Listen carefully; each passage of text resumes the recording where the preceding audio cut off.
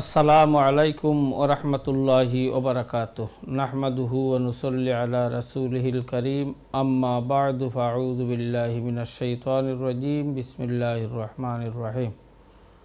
সম্মানিত আয়ন টিভির শ্রোতা ও দর্শক মণ্ডলী, আপনারা যে যেখান থেকে আমাদের অনুষ্ঠান দেখছেন, আপনাদের সবাইকে স্টুডিও থেকে আমি মোহাম্মদ আব্দুল কুদ্দুস অভিনন্দন জানাচ্ছি, মুবারকবাদ জানাচ্ছি এবং আপনাদের প্রিয় অনুষ্ঠান আলোর পথে দেখার জন্য, সাথে থাকার জন্য, অংশগ্রহণ করার জন্য সাদর আমন্ত্রণ জানাচ্ছি।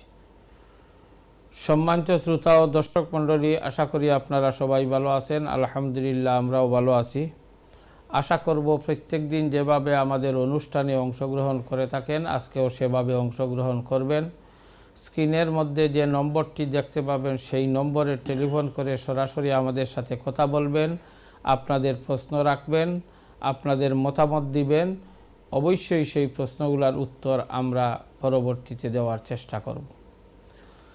সম্মানিত শ্রোতা ও দর্শক মণ্ডলী, আপনারা সবাই জানেন আমাদের এই অনুষ্ঠানে আমাদের সম্মানিত অতিথি প্রত্যেক দিন এক একটি বিষয় নিয়ে আলোচনা করে থাকেন। আজকে যে বিষয় সম্পর্কে আলোচনা করবেন সে বিষয়টি হচ্ছে সময়ের মূল্য, অর্থাৎ যে সময়ের কতটুকু গুরুত্ব এবং সময়কে নষ্ট না করা, এই বিষয়ের উপর গুরুত্বপূর্ণ আলোচনা করবেন। আপনাদের বিভিন্ন প্রশ্নের উত্তর দিবেন।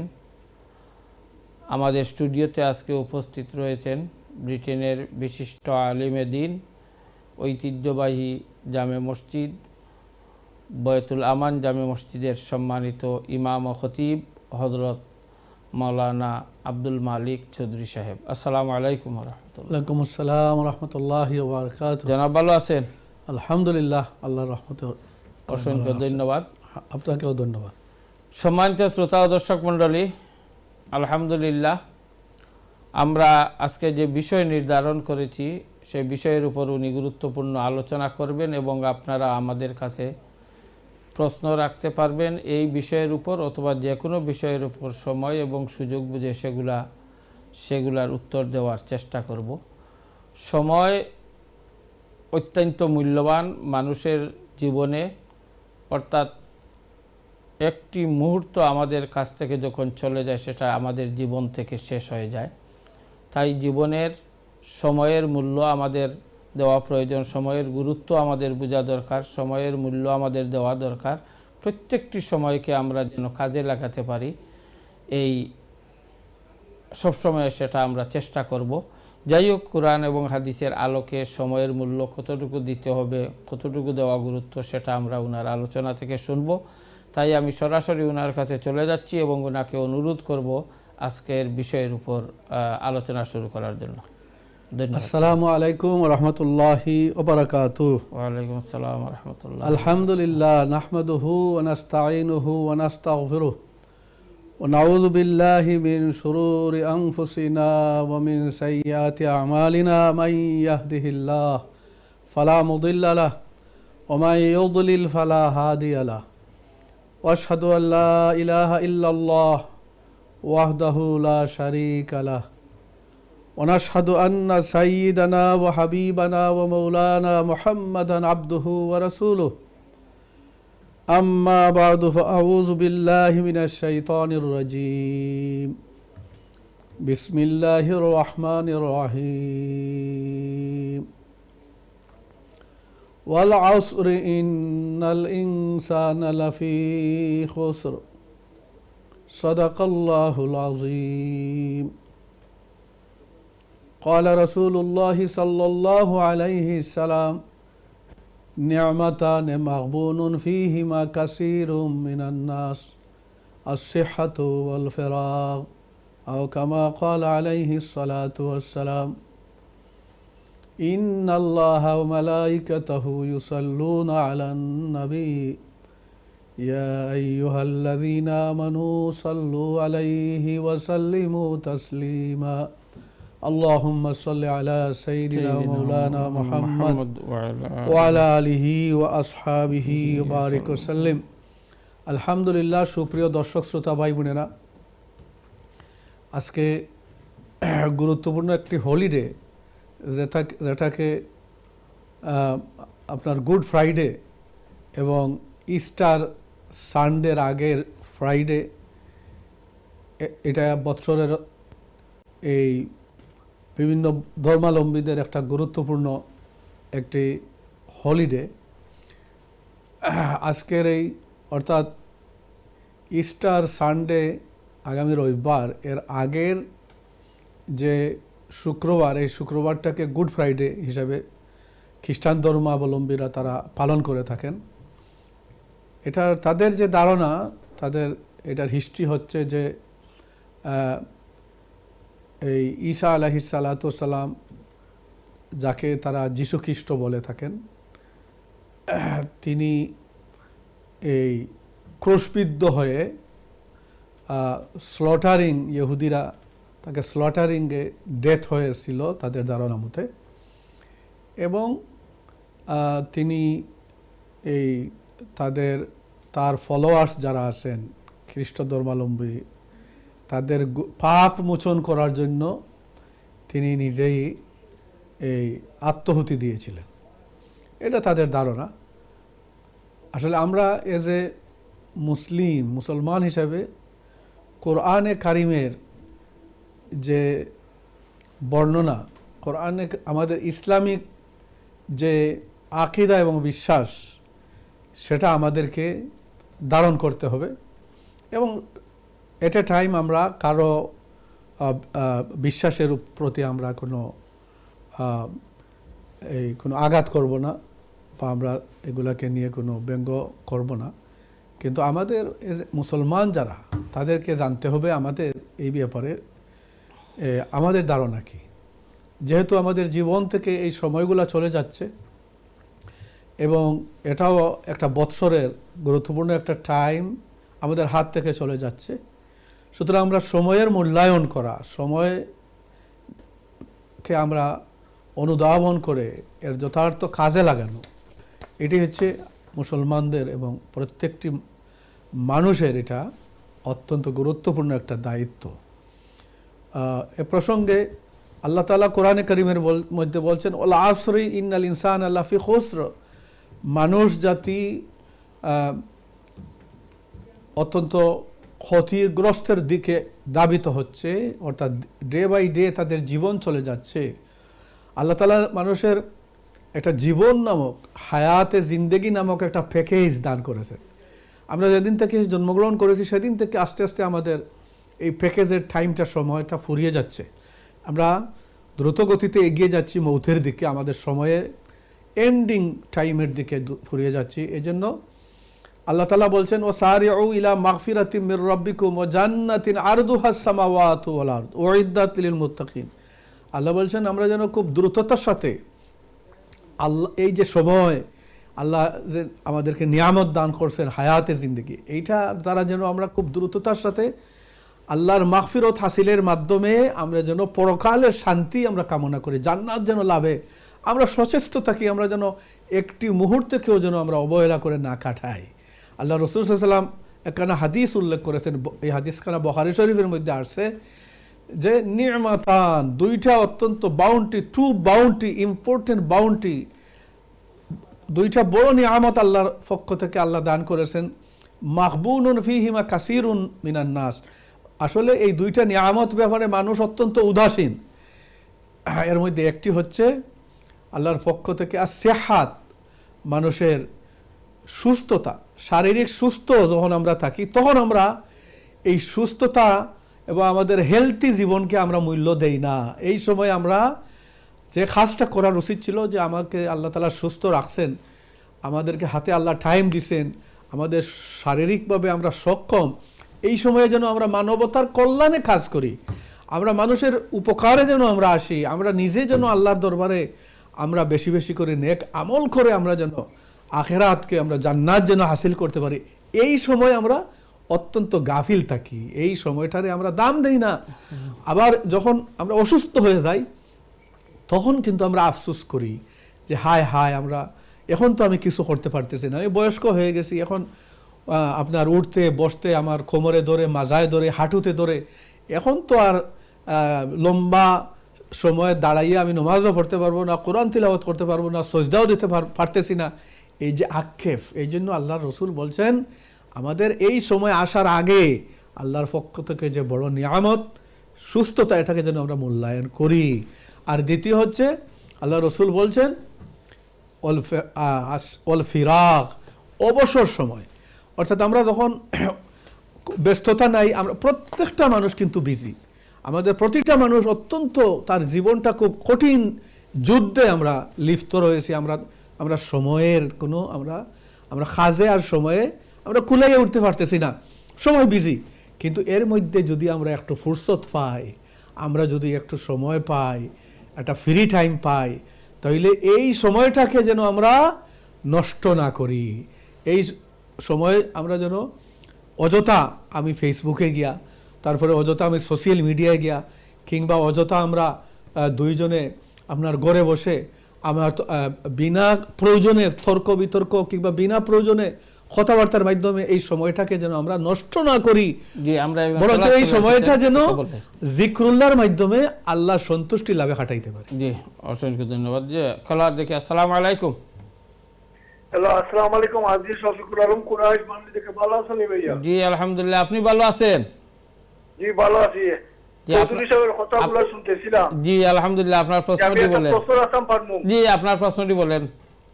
আমার প্রশ্ন হইল মারিফতি এবং শরীয়তি। আজকে 1400 বছর পরে একজন মানুষের যদি জানে যে তার 14 গোষ্ঠী মুসলমান এবং 6টা রাজ ফ্যামিলির রক্ত তার শরীরে প্রবাহিত হইল, এটা সত্য।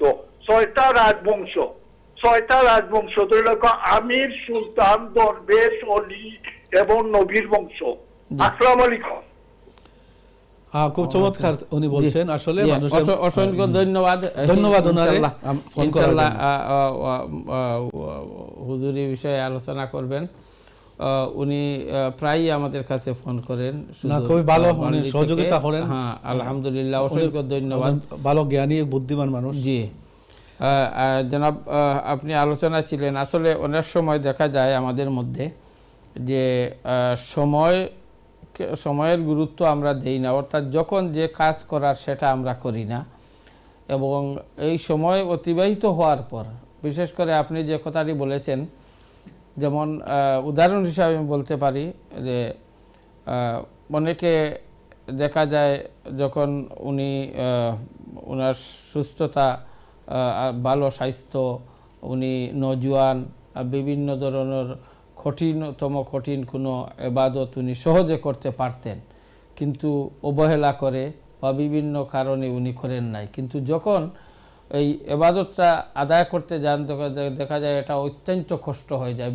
বিশেষ করে উদাহরণ হিসাবে আমি বলতে পারি যে এই যে হজের ব্যাপারটি, যে দেখা যায় অনেক সময় যে হজে যাওয়ার পরে, এবং গত বছর তো আমার যাওয়ার সৌভাগ্য হয়েছিল, তখন আমি প্র্যাকটিক্যালি অনেক দেখেছি, অনেক মুরব্বীকে সাহায্য আমরা করার সুযোগ হয়েছে, যে অনেক দেখা যায় যে উনি কিন্তু সেখানে উনি আফসোস করতেছেন, আমাদেরকে বলতেছেন, হায় হায়, কেন আমি আজ থেকে 10 বছর আগে, কেন আমি 5 বছর আগে হজে আসলাম না, ওই কাজটা করলাম না।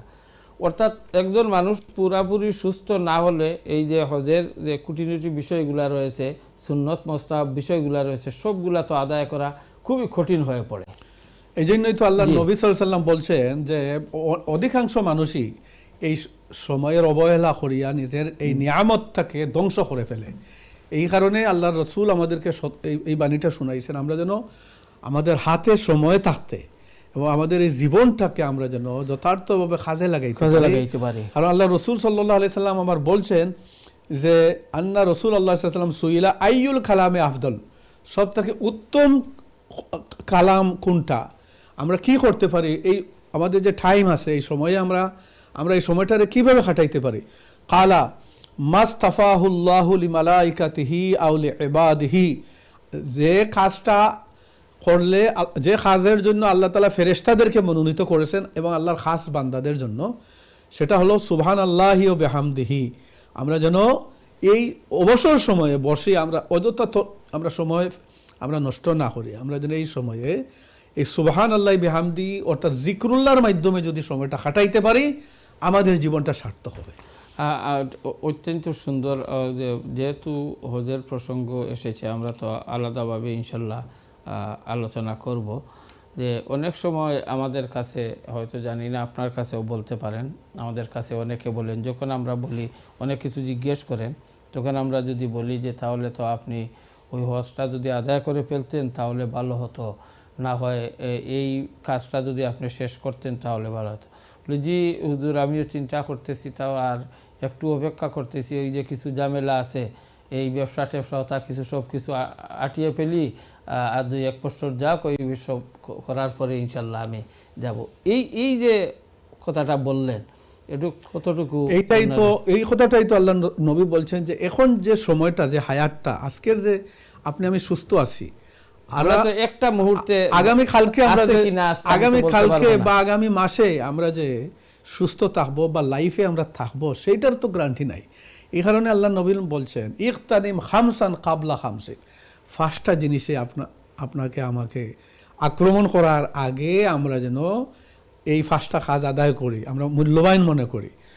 আল্লাহ নবী সাল্লাল্লাহু আলাইহি ওয়াসাল্লাম বলছেন যে আমরা যেন এই হায়াতাকা কাবলা মৌতিকা, আমাদের মৌত আসার আগে আমরা যেন জীবনরে আমরা গনিমত মনে করি, আমরা অসুস্থ হওয়ার আগে আমরা যেন সুস্থতাকে গনিমত মনে করি। এইভাবে আল্লাহ নবী আমাদেরকে ওসিয়ত করছেন। ঠিক তেমনিভাবে দেখেন এই যে এই অনেক এই যে হজের ব্যাপারটা আপনি যখন বলছেন, এটা তো ইসলামের 5টা রুকুনের মধ্যে একটা রুকুন। তো আল্লাহ নবী সাল্লাল্লাহু আলাইহি ওয়াসাল্লাম বলছেন যারা হজ করলো না, হজ করা ফরজ তার উপরে দায়িত্ব হওয়ার পরে যদি কেউ হজ আদায় না করে, আল্লাহ নবী বলছেন ফালিয়ামুত ইনশা ইয়াহুদিয়া নাও ইনশা নাসরানিয়া, সে যেন ইহুদি কিংবা নাসরা হয়ে মারা যাক, এতে আমার কোনো, তার জন্য আমার কোনো দরদ নাই, তার জন্য আমার কোনো আস্থা নাই, তার জন্য আমার কোনো সুপারিশ থাকবে না। অর্থাৎ কত বড় কথাটা আল্লাহ নবী বলছেন। এই কারণে এই যে সময়ে আমাদের এই যে আমি আগামী বছর করব বা আমি এই কাজ করার পরে আমার হজ আদায় করব, এতটুকু আমি আমার কর্মসূচি পালন করার বাদে আমি হজে যাব, এই সব বলা মোটেই সমীচীন না। যদি হজে যাওয়ার আপনার সামর্থ্য থাকে শারীরিকভাবে, এবং আপনার যদি যাওয়ার আওয়ার আপনার হজে আপনার সামর্থ্য অর্থাৎ ফাইন্যান্সিয়াল সামর্থ্য থাকে, তাহলে যে বৎসর এইটার সমর্থ হলো সেই বৎসরই হজ আদায় করা ফরজ। এবং ঠিক তেমনিভাবে এই যে আমাদের হাত থেকে সময়গুলো ফুরিয়ে যাচ্ছে, এই সময়গুলোতে এই এখনকার যে সময় আমাদের এই যে হলিডের পিরিয়ডে আমাদের হাতে কিছু সময় আছে, আমাদের সন্তানাদিদেরকে নিয়ে তাদেরকে নিয়ে আমরা ইসলামিক তাহজিব, তমদ্দুন, আকাইদ, বিশ্বাস এইগুলা নিয়ে আমাদের বাচ্চাদেরকেও আমরা শিক্ষা দেওয়ার চেষ্টা করা অপরিহার্য দায়িত্ব কর্তব্য। এই যে ইস্টার হলিডে, এখন তো স্কুলে তারা এই হলিডেটা কিসের হলিডে, ইস্টার হলিডে, এই ব্যাপারে তারা অনেক ধর্মীয়ভাবে তাদেরকে শিক্ষা দেওয়া হবে। আমাদেরকেও জানতে হবে যে আমাদের ইসলামে বলে যে ঈসা আলাইহিস সালাতু ওয়াস সালাম ক্রুসিফাইড হন নাই। আল্লাহ বলেন ওমা কাতালুহু ওমা সালাবুহু ওয়ালাকিন শুববিহা লাহু। আমরা একজন কলার সাথে কথা বলে নিই, ইনশাআল্লাহ আপনার কাছে আসবো। হ্যালো, আসসালামু আলাইকুম। আসসালাম। জি, ভালো আছেন? জি, আমি স্টুডিও জি, আপনি স্টুডিওতে আমাদের সাথে কথা বলছেন, আপনার প্রশ্নটি বলেন প্লিজ। আচ্ছা, আপনি মৌলানা মাত্রানি? জি, আমি মানুষের তৈরি করতাম, আমি জানতাম চাইলাম যে 2-3টা বিষয় মশলার এক লাগাত জুম্মা মিস করলে বলে মানুষ মুসলমান তাই খায় হয়ে যায় গেল। 2 নম্বর, নমাজ যদি না পড়ই, নমাজের বিশ্বাস আছে কিন্তু পড়ার না গুনাহ, নমাজ না পড়লে মুসলমান তাই হাজির হয়নি।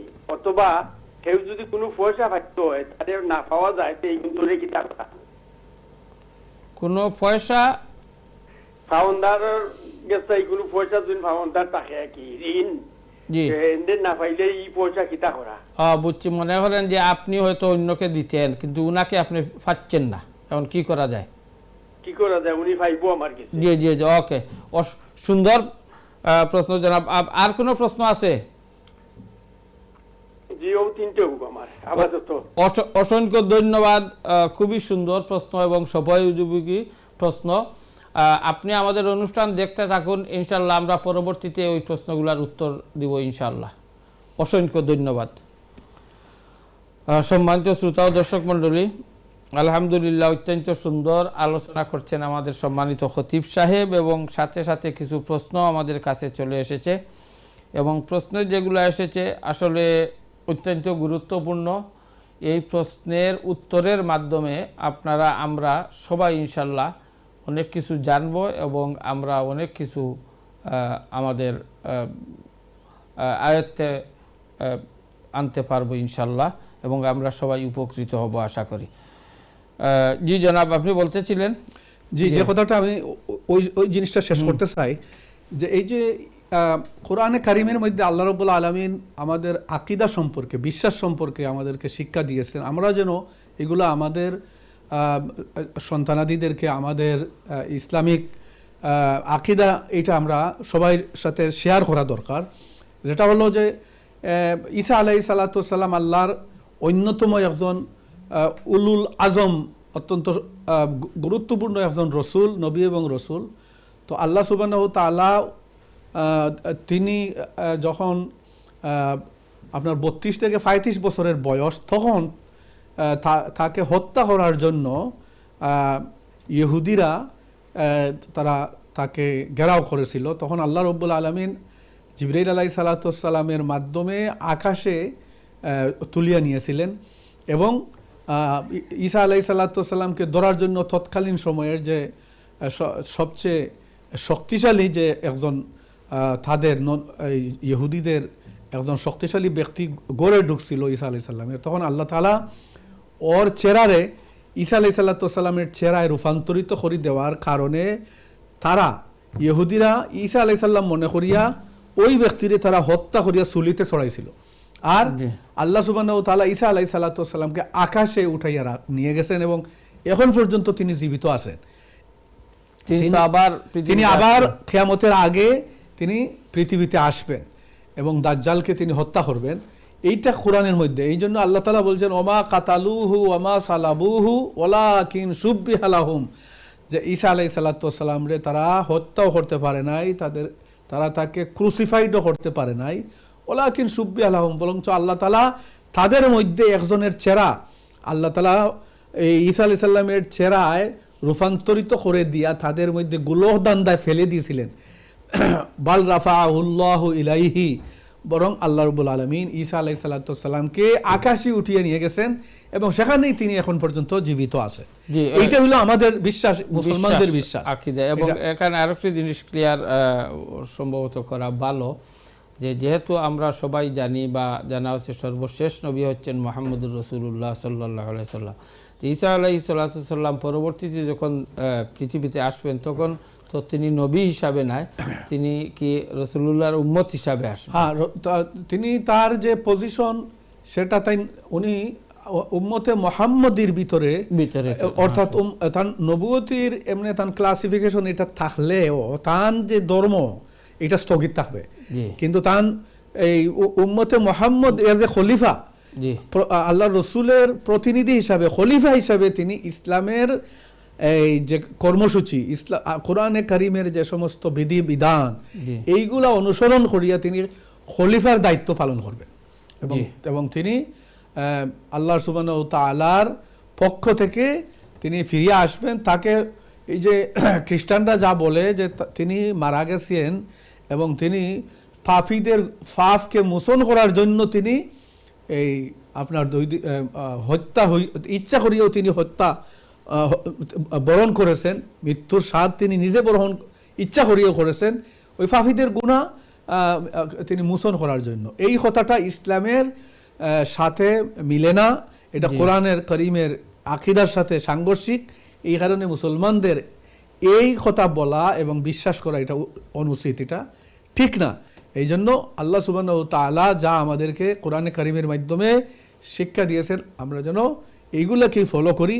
এবং গুড ফ্রাইডে বলতে কোরআনে কারীম আল্লাহ রাসূল সাল্লাল্লাহু আলাইহি ওয়াসাল্লাম বলছেন প্রত্যেকটি জুমার দিনই আফদলুল আইয়ামে ইয়াউমুল জুমা, জুমার দিন, প্রত্যেকটা জুমার দিন হচ্ছে অত্যন্ত ফজিলতওয়ালা দিন, গুরুত্বপূর্ণ দিন।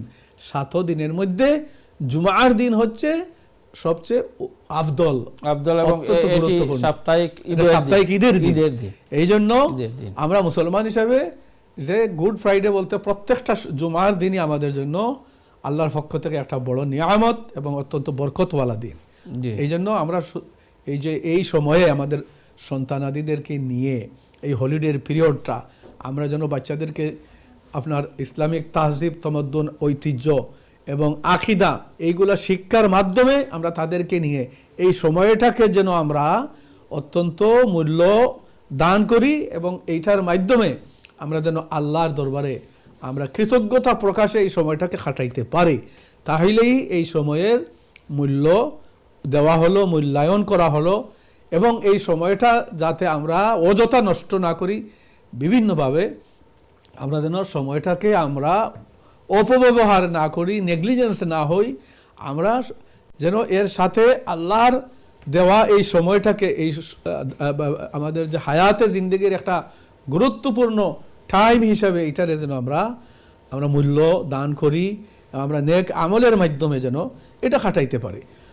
আল্লাহ রসুল সাল্লাল্লাহু আলাইহি সাল্লাতু সাল্লাম হযরত আবু যর রাদিয়াল্লাহু তাআলা আনহু থেকে বর্ণিত, কালা রাসূলুল্লাহ সাল্লাল্লাহু আলাইহি ওয়াসাল্লাম, আলা উখবিরুকা বি আহাব্বাল কালামে ইলাল্লাহ, কুলতু ইয়া রাসূলুল্লাহ আখবিরনি বি আহাব্বাল কালামে ইলাল্লাহ, ফাকালা ইন্না আহাব্বাল কালামে ইলাল্লাহি সুবহানাল্লাহি ওয়া বিহামদিহি।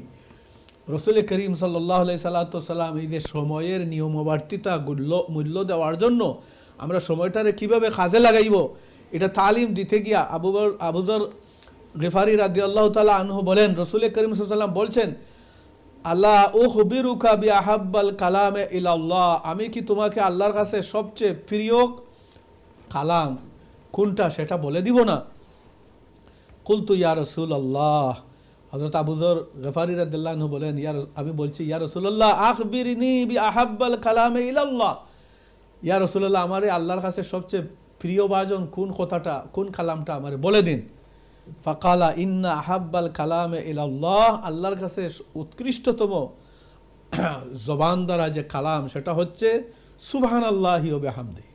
সুবহানাল্লাহি ওয়া বিহামদিহি একবার পড়লে আল্লাহ সুবহানাহু ওয়া তাআলা আকাশ এবং জমিনের মধ্যখানে যে পরিমাণের গ্যাপ আছে, এই গ্যাপ পরিমাণ আল্লাহ তাআলা সওয়াব দিয়া এই গ্যাপরে পরিপূর্ণ করে দেন।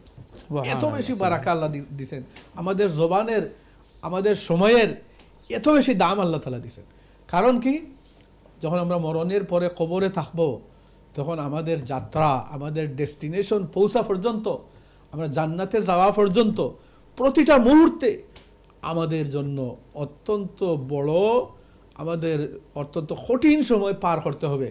এই কঠিন সময়ের জন্য আমাদেরকে অনেক সওয়াবের প্রয়োজন। এই কারণে আল্লাহ নবী সাল্লাল্লাহু আলাইহি ওয়াসাল্লাম বলছেন, ইগতানিব খামসান কাবলা খামসিন, ফার্স্টটা জিনিস আসার আগে আমরা এটারে অত্যন্ত মূল্যবান মনে করি। সিহাতাকা কাবলা সকমিকা, অসুস্থ হওয়ার আগে সুস্থ থাকে। ইনশাআল্লাহ আমরা আসবো, একজন কলার চলে এসেছেন। হ্যালো, আসসালামু আলাইকুম। আসসালামু আলাইকুম। ওয়ালাইকুম আসসালাম। আসসালামু আলাইকুম জনাব, আমি আগে ফোন করছিলাম, আমি কথাটা কইতে গিয়ে আমি প্রশ্ন সুন্দর করে না করলে তো উত্তর বুঝতাম না। জি জনাব। যে আমি আবার করলাম যে 3 জুম্মা মিস করলে ইমান যায় কি মুসলমান থাকে না, নমাজ না পড়লে ইমান যায় কি মুসলমান থাকে না, অথবা শয়তানের ফেরব ভরিয়া রোজা ছাড়ি দিলে ফরজ রোজা কোন মানুষে তাই বুঝরা যে নিজে দুষ্কাম কররা, তখন শয়তানের প্রবল পরি গেছেন, ভরিয়া ছাড়ি দিয়েছেন, তেমন এই চিন্তা করতা। ও 4টা প্রশ্ন। ইনশাআল্লাহ ঈমান থাকবো কিনা সময় তাহলে আমরা প্রশ্নতে ওকে ইনশাআল্লাহ। অসংখ্য ধন্যবাদ আপনাকে অত্যন্ত সুন্দর প্রশ্নগুলা করার জন্য। ইনশাআল্লাহ আমরা এখনই উত্তরের দিকে চলে যাব। জনাব, উনি যে জুম্মার ব্যাপারটা উনি বলছেন যে এক লাগা 3 জুম্মা যদি পড়া জুমা না হয় তাহলে কি উনি এটা ঈমান থাকবে কিনা? এটা খুব গুরুত্বপূর্ণ বিষয়। যে জুমার নামাজ হচ্ছে আল্লাহ রাব্বুল আলামিনের পক্ষ থেকে মানুষের ইমানের স্পিরিট সারা সপ্তাহ যে মানুষের নেক আমল করেন, এই জুমার ইবাদতের মাধ্যমে, নমাজের মাধ্যমে সারা সপ্তাহের মধ্যে যে সমস্ত গুনাহ এই 5 ওয়াক্তের নমাজে মিটাইতে পারে নাই, এই জন্য জুমার দিনকে আল্লাহ তাআলা স্পেশাল বারাকা দিয়া আল্লাহ রেখেছেন যাতে মানুষের ইমানকে আল্লাহ সুবহানাহু ওয়া তাআলা রিনিউ করেন এবং মজবুতির সাথে তার স্পিরিচুয়াল পাওয়ার বাড়িয়ে দেন। এখন হাদিসের মধ্যে আসছে যদি কেউ এই জুমার নামাজটা মিস করে তাহলে তার যে ইমানের ব্যাটারি চার্জ করার যে তার যে উপাদান, যে এলিমেন্ট, সেটা সে মিস করে ফেললো। যেভাবে মনে করেন আপনার মোবাইলের চার্জ যদি আপনি 24 ঘন্টার ভিতরে মোবাইলের চার্জ না দেন তাহলে আপনার মোবাইল কি হয়, এটা মোবাইলটা ডেড হয়ে যায়। তো আবার যখন আপনি এটারে চার্জ দিবেন তখন আবার মোবাইলটা আপনার এই আবার রিয়েলাইজ হলো, আবার যেন জিন্দা হলো। ঠিক তেমনিভাবে জুমার দিন যদি কেউ নামাজে না আসে তাইলে এইভাবে তার ইমানের যে চার্জ সাপ্তাহিক, এইটা থেকে সে বঞ্চিত হয়ে যায়। এবং এইভাবে যদি কন্টিনিউ সে 3 জুমা মিস করে ফেলে তাইলে তার এই যে ব্যাটারি একেবারে ডাউন হইয়া এটা তার একদম মরে যাওয়ার উপক্রম হয়ে যায়। এই কারণেই আল্লাহ নবী সাল্লাল্লাহু আলাইহি ওয়াসাল্লাম বলছেন যে এই 3 জুমা মানুষের তার এইটা তার ইমানের স্পিরিট, ইমানের স্পিরিচুয়াল পাওয়ার সৃষ্টির জন্য কন্টিনিউয়াসলি যদি কেউ মিস করে তাইলে সে ইমান হারা হয়ে যায়। মানে হচ্ছে সে ইমানদার হওয়ার যে ইমানের মধ্যে থাকার যে তার একজন ইমানদারের আর বেঈমানের পার্থক্য হলো যে সে আল্লাহকে চিনবে, আল্লাহর হুকুম বিধিবিধান সে মানবে, আল্লাহ সুবহানাহু ওয়া তাআলার দেওয়া নিয়ামত শুকরিয়া আদায় করবে। এইগুলা যেন তার ফিলিং শক্তিটা টোটালি বিলুপ্ত হয়ে যায়। এই কারণে সে ইমানদার থাকে না, তার ঈমান চলে যায়। এমনি তাকে বেঈমান মানে নন মুসলমান এই 3 জুম্মা না পড়িয়া যদি কেউ মারা যায় তাহলে তাকে আপনার কাফির বলিয়া তারে ফতোয়া দেওয়া যাবে না। সে মুসলমান থাকবে, তার এই জানাজার নামাজ পড়া হবে, কিন্তু সে মারাত্মক কবিরা গুনার মুস্তাহিক হওয়ার কারণে সেই ব্যক্তি আল্লাহর দৃষ্টিতে অত্যন্ত জঘন্যতম অপরাধী, ফাসিক হিসাবে সে চিহ্নিত হবে। বাট তাকে আবার কাফির বলা যাবে না। তার যে ইমানের স্পিরিট, তার যতটুকু ইমানের যে তার কার্যক্রম করিয়া তার মুমিনের যে দায়িত্ব পালনে তার যে শক্তি যোগাইত, সেই শক্তিটা সে লুপ হয়ে যায়। অসংখ্য ধন্যবাদ আপনি বিষয়টা উত্থাপন করার জন্য এবং বিষয় বলার জন্য। শুধু যিনি প্রশ্ন করেছিলেন ওনার জন্য না, আমরা যারা শুনলাম, যে সমস্ত দর্শক শ্রোতা শুনলেন, সবাই উপকৃত হবেন। আসলে অনেকেই মানে জুম্মা সপ্তাহে একদিন আসে, অনেকে কোনো উজর ছাড়া যদি কেউ জুম্মা মিস করে তাহলে মারাত্মক কবিরা গুনাহ ক্ষতি হয়ে গেল এবং তার জীবনের ইমানের লাইট আস্তে আস্তে তার নিভে যাইতে আরম্ভ করে। হ্যালো, আসসালামু আলাইকুম। ওয়া আলাইকুম আসসালাম। জি, আমি লাইভ মাত্র নেই। জি, আপনি আমাদের সাথে কথা বলছেন, লাইভ কথা বলছেন, আপনার প্রশ্নটি বলেন। যে আমার প্রশ্ন হইল যে সাড়ে দিনে হইরা যে হযরত ঈসা আলাইহিস সালাম মুহাম্মদ উম্মত ইয়া আইবা যে তাই না আইলা, এরপরে খ্রিস্টান যারা আছে এরা মুসলমান হয়ে গেল, বাদে যে আমরা অর্গানাইজেশন অফ ইসলামিক কাউন্সিল অর্থাৎ সৌদি আরব কিংডম আছে, এটা ব্রোকেন হইব না, ডিজলভ হইব না। তারা কিংডম তো ঈসা নবীর দা ডিজলভ হইতো, এখানে তারা সারেন্ডার করতো হযরত ঈসা আলাইহিস সালামের দিকে। ওকে, ইনশাআল্লাহ উনি আলোচনা করবেন। ধন্যবাদ আপনাকে, খুবই চমৎকার আলোচনা করছেন, উনি প্রশ্ন রাখছেন। অসংখ্য ধন্যবাদ। আমরা পরবর্তী যদি সময় থাকে হ্যাঁ ইনশাআল্লাহ এটার আনসার অনেকটা উনি দিয়েই গেছেন। জি, আপনি যে আমরা আচ্ছা, এর সাথে আরেকটা জিনিস, আরেকটা কথা এড করা যায়, ওই যে আপনার নামাজ না পড়লে, এটা হইল জুম্মার নামাজের কথা, স্পেশাল 3 জুম্মা হইলে তার ইমানের যে সেটা আরেকটি প্রশ্ন আছে ওকে ব্যাপারে। আমরা এই যে অর্থাৎ এখানে বিষয়টা হচ্ছে যে জুম্মা না পড়লে সপ্তাহে একদিন জুম্মার দিন জুম্মা অত্যন্ত গুরুত্বপূর্ণ। জুম্মা না পড়লে আপনি বললেন যে আমাদের ঈমানের চার্জ আস্তে আস্তে কমে যায় এবং একসাথে যদি 3 জুম্মা কেউ না পড়েন তাহলে তার চার মানে একেবারেই উনি মানে ঈমানের যে তার যে লাইট এই লাইটটা নিভে গেল, কিন্তু উনাকে কাফির বলা যাবে না। এবং আমরা আশা করব যে সবাই জুম্মা কোনো কারণবশত যদি বিভিন্ন কারণে যদি জুম্মার নামাজ আদায় করতে না পারেন তাহলে তো অল্টারনেটিভ জোহরের নামাজ পড়বে এবং ইচ্ছা করে সেই নামাজ যেন কেহ মনে করেন সে মুসাফির অবস্থায় আছে, মুসাফির অবস্থায় অথবা এমন এক অবস্থায় কিংবা ফার্ম এলাকায় আছে, সেখানে জুম্মার নামাজ আদায়ের ব্যবস্থা নাই, সেই এলাকায় কোনো মসজিদ নাই, কিংবা সে মারাত্মক অসুস্থ, হসপিটালে তার এই বন্দি অথবা ভালো সুস্থ থাকা অবস্থায় অনেক জায়গায় আছে দেখা যায় সেখানে জুম্মার নামাজ পড়ার কোনো সুযোগ নাই, ব্যবস্থাও নাই, তখন উনি জোহরের নামাজ জোহরের নামাজ পড়বেন।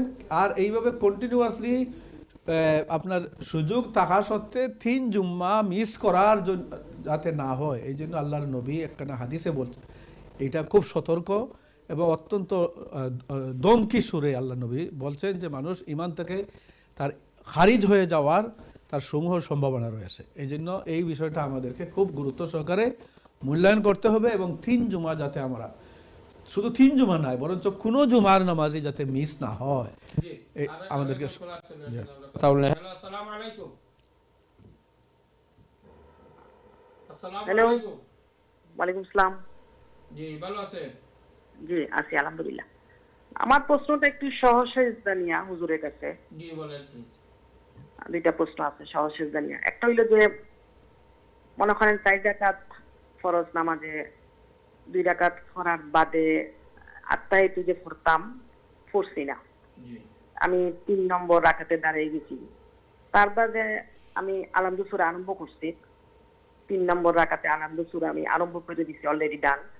তার বাদে আমার মনে হয়েছে আরে আমি তো আত্তাহিয়াতু পড়ছি না, আমি তো দাঁড়াইয়া আলহামদু করে দিছি, তখন আমি মানে নামাজ কি সাইরা দিতাম নাকি তারা সহজেজদা ওই বলি, ওটা হইছে একটা কোশ্চেন আমার। আরেকটা কোশ্চেন হইল গিয়া মনে করেন আমি কোনো সময় সহজেজদা দিছি কিন্তু আমার মনে নাই আমি দিছি, আবার আমার দুইবার আবার 2বার পড়ছি সহজেজদা, আবার 2বার পড়ছি, তো ওইটা কি আমার ওই বলি নামাজ বা আমার যে ডাবল দিলাম সহজেজদা ওইটাও 4 রাকাত নামাজও বা 2 রাকাত নামাজও আমি ভুলে গেছি কি সহজেজদা দিছি নি, আমার তো উচিত আসলে ওয়াজিব গেছি কি আমার, তাই লাগে আমি এই সহজেজদা নিয়ে আর কি আমি। ওকে, অসংখ্য ধন্যবাদ আপনাকে অত্যন্ত সুন্দর প্রশ্ন করার জন্য। এই বিষয়গুলা অনেক সময় অনেকেরই হয়ে থাকে এবং এই বিষয়গুলো আমাদের জানা অত্যন্ত দরকার যে আমাদের নামাজের মধ্যে কি ছেড়ে দিলে আমরা নামাজ নষ্ট হয়ে যাবে, কি ছেড়ে দিলে সহজেজদার মাধ্যমে সেটা সংশোধন হয়ে যাবে এবং কি করলে কখন সহজেজদা দিলে সেটা হবে, সেটাও আমাদের জানা দরকার। আপনাকে অসংখ্য ধন্যবাদ। আপনি আমাদের অনুষ্ঠান দেখতে থাকুন, ইনশাল্লাহ হুজুর এই প্রশ্নের উত্তর দিবেন। জি ওকে, ইনশাল্লাহ। আমাদের সম্মানিত শ্রোতা ও দর্শক মণ্ডলী, আমাদের সময় হয়ে গেছে একটি ব্রেকে চলে যাওয়ার। আমরা ব্রেকে চলে যাচ্ছি। ব্রেক থেকে আসার পর ইনশাল্লাহ আলোচনা করব, বাকি প্রশ্নের উত্তর দিব। সেই পর্যন্ত আপনারা আমাদের সাথেই থাকুন। আসসালামু আলাইকুম ওয়া রাহমাতুল্লাহ।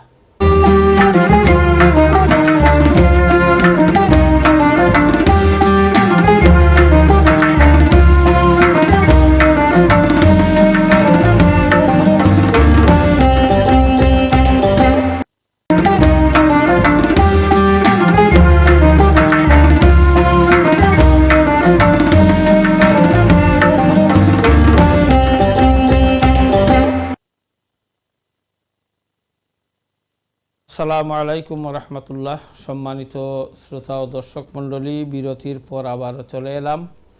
এই সময়ে যারা আমাদের অনুষ্ঠানে অংশগ্রহণ করেছেন আপনাদেরকেও আমরা স্বাগত জানাচ্ছি।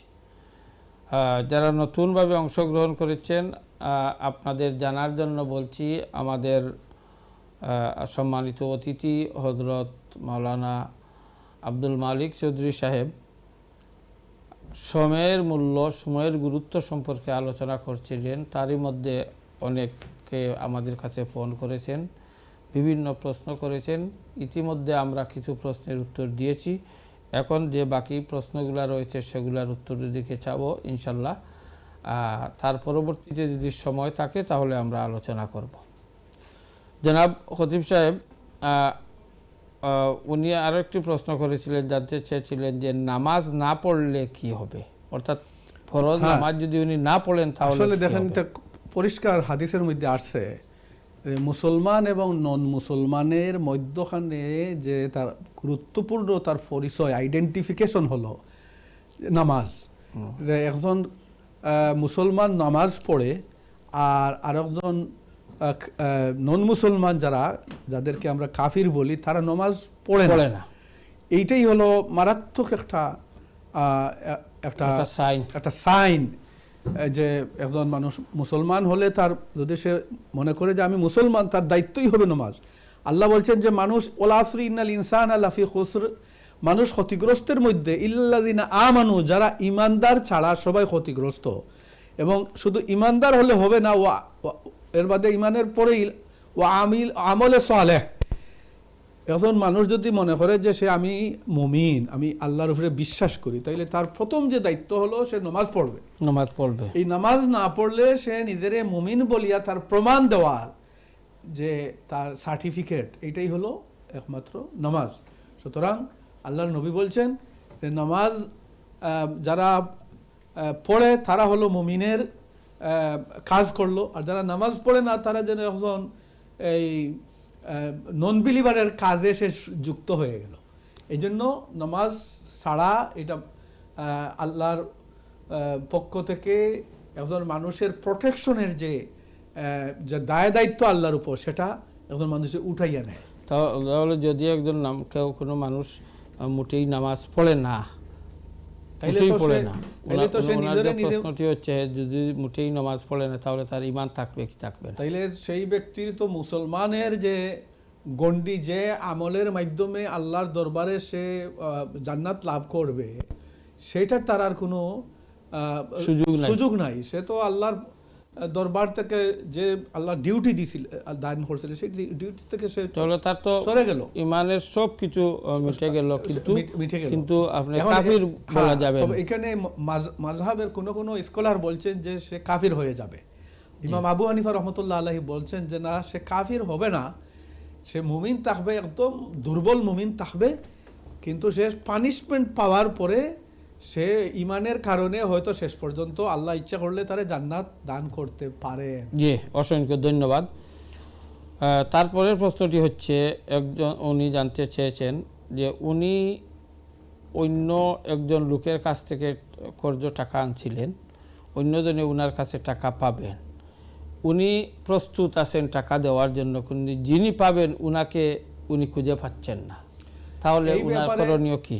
এটা হচ্ছে যে মালে মফকুদের মতো হয়, হুকুমের মধ্যে চলে যায়। মালে মফকুদ হলো যে আপনি হয়তো কেউ কিছু মাল রাস্তায় ফেলে গেছে, আপনি পাইছেন, যদি মনে করেন এই মালটা নষ্ট হয়ে যাবে, তাইলে এটা আপনি নিতে পারেন, হাতে নিতে পারেন।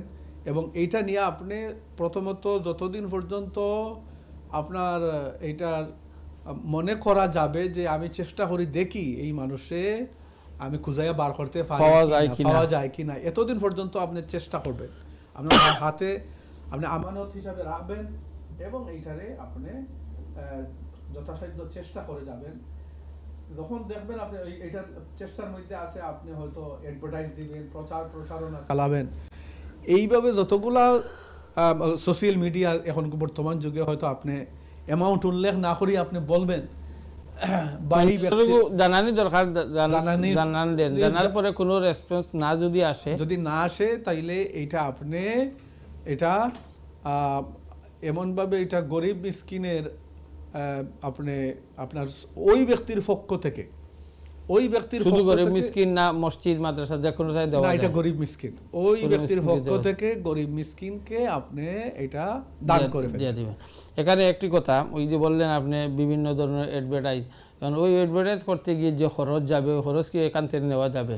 না, এখান থেকে নেওয়া যাবে না, এটা আপনি আপনার পক্ষ থেকে নেবেন। মানে মনে করেন এই দেশে হয় না, বা বাংলাদেশে অনেক সময় দেখা যায় মাইক দিয়ে অনেককে জানানো হয় যে কিছু টাকা পাওয়া গেছে অথবা ওই জিনিস পাওয়া গেছে, তখন ওই যে খরচ, এই খরচটা তো নিজে দিতে হবে না, এইটা তো আবার এই পাওয়া মালের মতো না, এটা তো আপনি এখন মানুষকে খুঁজাইবেন, তখন তার আত্মীয় স্বজন বা তার কোন জায়গায় কি আছে না আছে না, ওই যে আমি পাওয়া মালের কথা বলছি আর কি।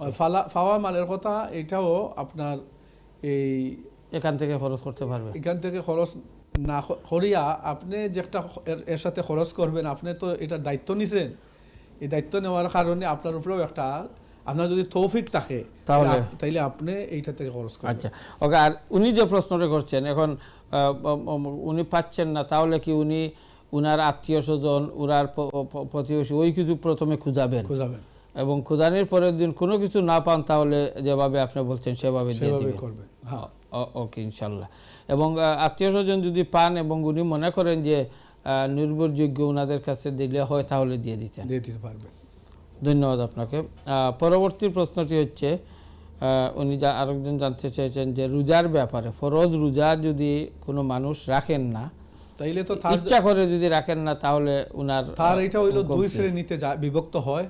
একটা হইলো তার কাজা এবং কাফারা লাগে, আর একটা হইলো যদি সে অনিচ্ছাকৃতভাবে মানে কোনো মনে করেন সে রাখে নাই, তার ভ্যালিড রিজন থাকে না, এটা রিজনের ব্যাপার হচ্ছে না, এটা হচ্ছে যে একজন মানুষ ইচ্ছা করে রোজা রাখে নাই, যেভাবে নামাজ পড়ে নাই, সে রোজা রাখলো না, তাহলে সে কি মুসলমান থাকবে না কাফির হয়ে যাবে? না, একই মশলা, তার নামাজের যে মশলাটা, নামাজের মশলার মতো কাফির বলা যাবে না, কিন্তু সে শাস্তিযোগ্য অপরাধ করছে এবং সারা জিন্দেগি একটা রোজার কাজা আদায় করলেও এই যে একটা টাইম বিইং যে সওয়াব ছিল, এইটার সে সওয়াব থেকে মাহরুম হয়ে যাবে। এবং এই রোজাগুলা সে কাজা করতে হবে, এবং এর সাথে একটা কাফারাও আদায় করতে হবে। যদি সে রাখিয়া মানে এইটারে ডিনাই করিয়া সে রাখে না, তাইলে সে একটা কাজা এবং ওকে, ইনশাআল্লাহ। আমরা একেবারে শেষ পর্যায়ে চলে এসেছি, খুবই সংক্ষেপে আপনি উত্তরগুলো দিতে হবে। যে কোনো মানুষ, একজন জানতে চেয়েছিলেন যে উনি 4 রাকাত নামাজ 2 রাকাত না পড়ে, আত্তাহিয়াতু না পড়ে, আমি বুঝে গেছি, এটা শুনছি আমি। এটা হলো যে এটা আত্তাহিয়াতু না পড়িয়া 2 রাকাতের পরে যদি 3rd রাকাতে উবাইয়া যান, পুরা যদি উনি খাড়া হইয়া যান, তাহলে আর নিচের দিকে ব্যাক করবেন না, খরের দিকে আর আসবেন না। কিন্তু যদি ইনি মিডিলে থাকেন কিংবা যদি বসার খান্দায় থাকেন, তাইলে তিনি বসে যাবেন এবং সসজ্জা দিয়ে দিবেন। আর যদি উনি দাঁড়ানোর দিকে বেশি অ্যাডভান্স হইয়া যান, দাঁড়ানোর ব্যাপারে বেশি দাঁড়াই গেছেন, তাইলে আর খরে দিয়ে আসবেন না, সামনের দিকে যাবেন এবং সসজ্জা দিবেন। এবং সসজ্জা উনি বলছেন আবার যে আরো একটু প্রশ্ন, যে উনি যে একবার দিলেন, দেওয়ার পরে উনার মনে হয় দেই নাই, আবার দিয়া দিলেন। হ্যাঁ, এখন এইটা যদি একবার হয়, তাইলে তার দিলের মধ্যে যেদিকে তার বেশি যুগ থাকবে যে আমি দেই নাই, তাইলে আরবার দিয়ে দিবেন। আর যদি বেশি থাকে যুগ যে আমি দিয়ে দিছি, তাইলে আর দিবেন না। আর এইভাবে যদি বারবার হয়, তাইলে কিন্তু এটা শয়তানের ওয়াসওয়াস। তিনি মনে করবেন যে আমি সসজ্জা দিয়ে দিছি, যদি তার মনের মধ্যে আসে আমি দিয়ে দিছি, আবার আসে যে না দেয় নাই, তাইলে ধরে নিবেন উনি দিয়ে দিছে। বারবার যদি হয়, তাহলে আর শয়তানের এই প্ররোচনা কমে যাবে আস্তে আস্তে। জি, অসংখ্য ধন্যবাদ এই সুন্দর বিষয়গুলা মানে আলোচনা করার জন্য। বিশেষ করে আমাদের সবার অবশ্যই জানা রয়েছে, তারপরেও যেহেতু সহসিদ্ধার ব্যাপার চলে এসেছে, যে সহসিদ্ধা কেন দেওয়া হয়, অর্থাৎ ওয়াজিব যদি কোনো মানুষ ছেড়ে দেন, নামাজের মধ্যে 13 বা 14টি ওয়াজিব রয়েছে, এই ওয়াজিবের মধ্যে কোনো একটি ওয়াজিব যদি ছেড়ে দেন আর নামাজের ভিতরে যদি উনি স্মরণ হয়ে যায়, তাহলে পরবর্তীতে উনি সহসিদ্ধা দিবেন। এমনকি যদি সালাম ফিরানির পরে উনি নামাজের হালতে বসা আছেন, এই অবস্থায়ও মনে করেন 1 মিনিট 2 মিনিট গেছে, অন্য কোনো কাজ শুরু করেন নাই, অন্য নামাজ আরম্ভ করেন নাই, বা কারোর সাথে কথা বলেন নাই, তখনও যদি মনে আসে যে আমি তো আমার সসজ্জা আমি আদায় করি নাই, তারপরেও সালাম ফিরাইয়া সসজ্জা দিয়ে দিলে নামাজ হয়ে যাবে। জি, আর যদি উনি নামাজ শেষ করে চলে যান, ওয়াজিব তরক করেন, কোন সসজ্জাও না দেন, তাহলে তো আবার নামাজ ধরতে হবে। এবং ফরজ যেগুলা রয়েছে ওইগুলার কোনো সহযোগিতা কোনো কিছু নাই, ওইগুলা তরক করলে আবার নামাজ পড়তে হবে। অসংখ্য ধন্যবাদ সম্মানিত শ্রোতা ও দর্শক মণ্ডলী, অবশ্যই আপনারা শুনলেন। একটা ওয়াজিবের কথা তোরা সংক্ষেপে বলে দেই। জামাতে নামাজ আমরা যখন পড়ি, যেমন তারাবির নামাজে হাফিজ সাহেবরা মনে করেন তাড়াতাড়ি করতে গিয়ে সালামটা তারা আল্লাহুম্মা ইন্নী যালামতু বা দুরুদ শরীফ তারা শর্টকাট পড়িয়া তারা সালাম ফিরাইলেন। এইটা মানে শর্টকাট, আর কেউ আছে দুরুদ শরীফ বা ইন্নী যালামতু বাদ দিয়া দেন, এটা ঠিক নাই, কিন্তু এটা করাটা হইল সুন্নত। এখন এমতা অবস্থায় যদি কেউ আত্তাহিয়াতু উনি ফড়িলেন, আত্তাহিয়াতু পর্যন্ত ফড়ার পরে যদি ইমামে সালাম ফিরাইলেন, ইমামের লগে সালাম ফিরানিটা ওয়াজিব। এটাও একটা ইমামের ইত্তেবা করা ওয়াজিব। কিন্তু কেউ আছে সালাম না ফিরাইয়া তিনি আবার ওই নিজে নিজে ফড়ি আরো কত সময় পরে সালাম ফিরাইন, তাইলে তার আবার আরেকটা ওয়াজিব ছুটে যায়, ইমামের সাথে উনি সালাম ফিরান নাই, এই জন্য এই নামাজ উনার আরবার দোয়ারতে হবে। অসংখ্য ধন্যবাদ। আমাদের আজকে আর সময় নেই, ইনশাল্লাহ আমরা আগামীতে আলোচনা করব। সম্মানিত শ্রোতা ও দর্শক মণ্ডলী, আমাদের অনুষ্ঠানের শেষ পর্যায়ে আমরা এখানেই আমাদের অনুষ্ঠান শেষ করতে হবে। ইনশাল্লাহ আগামী সপ্তাহে আমরা আলোচনা করব। এই পর্যন্ত প্রথম থেকে নিয়ে এই পর্যন্ত যারা অংশগ্রহণ করেছেন এবং আমাদের কলা কৌশলী বিশেষ করে আমাদের অতিথি সবাইকে অসংখ্য অসংখ্য মুবারকবাদ জানিয়ে আল্লাহ পাক রব্বুল আলামিন আমাদেরকে আপনাদেরকে সবাইকে ভালো রাখুন, সুস্থ রাখুন, এই কামনা করে এখানে আজকের অনুষ্ঠান শেষ করছি। আসসালামু আলাইকুম ওয়া রাহমাতুল্লাহি ওয়া বারাকাতুহু।